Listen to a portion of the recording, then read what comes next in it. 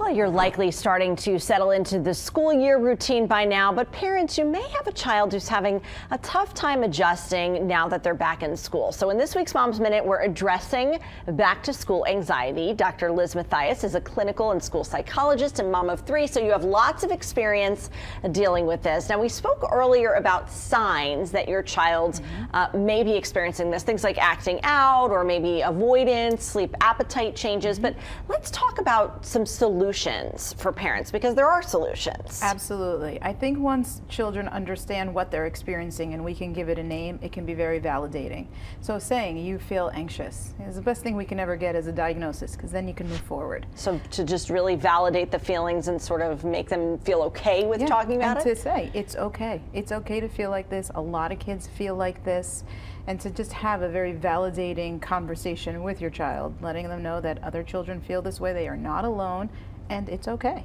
One of the things that you hear a lot in terms of parenting advice is that children really like structure and routine. And so when the routine's changed up, sometimes that can prompt some things. So what's your advice there?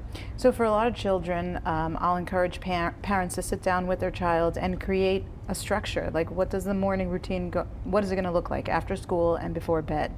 Anxiety loves predictability. Anxiety loves to know what's next. So I'll hear my daughter all the time say, what are we doing next week? What are we doing today? What are we doing this weekend? And so I got her a calendar that she puts on her wall, and anything that comes up, she goes and writes it down that's relevant to her. And then she could look and plan ahead, and then she feels secure. So we do that for a lot of our children that we work with. Just giving them very predictable routines. If there's going to be a change, let them know in advance. Not too much in advance, but enough in advance, just so that because then there's the anticipatory anxiety that comes with the change. So it's finding that delicate balance between when to tell and when not to. One of the other things you suggest is actually talking with the school counselor or the teacher as well, because they can help with things. Absolutely. It's important to let your child's teacher know what's happening and that they are struggling in the morning, so that when they come in, they know that it's been a rough morning and they can just give them a little TLC. And that helps. It goes a really long way. Engage a school counselor, let them know that this is a rough time. Ask them to go touch base with them or give them a place to go during the day if they are having a rough time. A lot of children feel like they need to keep it pulled together all day long.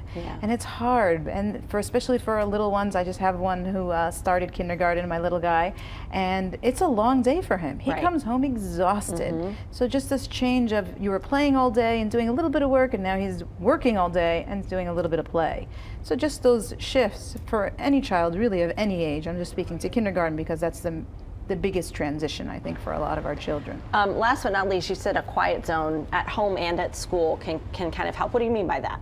Having a place to decompress. We all need it. On our ride home from work, when you're a mom or a dad, you don't really get that time, but the best thing we can do for ourselves and for our well-being is to just have a couple of minutes to kind of let the last part of our day go before we transition into the next one. So for a lot of our children, we'll encourage creating a tent in the home, or a quiet corner where they can have maybe a bean bag, some coloring books, some kinetic sand or water beads, where they can go and just do something mindless, but very mindful at the same time. But mindful, yes. Exactly. Well, thank you so much, DrLiz. Appreciate it. And for more information on DrLiz, just head to news12.com.